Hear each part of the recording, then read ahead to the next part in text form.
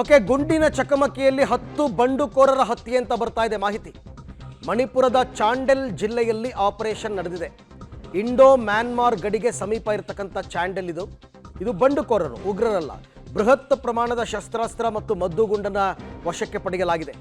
ಮಣಿಪುರದಾದ್ಯಂತ ಉಗ್ರರ ಕಾರ್ಯಾಚರಣೆ ಕೂಡ ನಡೀತಾ ಇದೆ ಅಂತಕ್ಕಂಥ ಮಾಹಿತಿ. ಗುಂಡಿನ ಚಕಮಕಿಯಲ್ಲಿ 10 ಬಂಡುಕೋರರು ಇದು ಮಣಿಪುರದ ಚಾಂಡೆಲ್ ಜಿಲ್ಲೆಯಲ್ಲಿ ಆಪರೇಷನ್ ನಡೆದಿದೆ. ಸದ್ಯಕ್ಕೆ ಇಂಡೋ ಮ್ಯಾನ್ಮಾರ್ ಗಡಿಯಲ್ಲಿ ಈ ಕಾರ್ಯಾಚರಣೆ ನಡೆದಿದೆ. ಇದು ಬೇರೆ, ಅದೇ ಸಪರೇಟು, ಇದೇ ಸಪರೇಟು. ಜಮ್ಮು ಕಾಶ್ಮೀರದಲ್ಲಿ ನಡೀತಾ ಇರತಕ್ಕಂಥದ್ದು ಆಪರೇಷನ್ ಕ್ಲೀನ್ ಕಾಶ್ಮೀರ. ಉಗ್ರರನ್ನು ಎನ್ಕೌಂಟರ್ ಮಾಡೋದು, ಕೂಂಬಿಂಗ್ ಆಪರೇಷನ್ ಮುಂದುವರಿಸೋದು. ಬಟ್ ಮಣಿಪುರ ಸಮಸ್ಯೆ ಬೇರೆ ಇದೆಯಲ್ಲ. ಮಣಿಪುರದಲ್ಲೂ ಬಂಡುಕೋರಿದ್ದಾರೆ. ಅಲ್ಲೂ ಕೂಡ ಗಡಿ ಭದ್ರತಾ ಪಡೆಯ ಜೊತೆ ಆಗಾಗ್ಗೆ ಗುಂಡಿನ ಚಕಮಕಿ ನಡೀತಾನೇ ಇರುತ್ತೆ.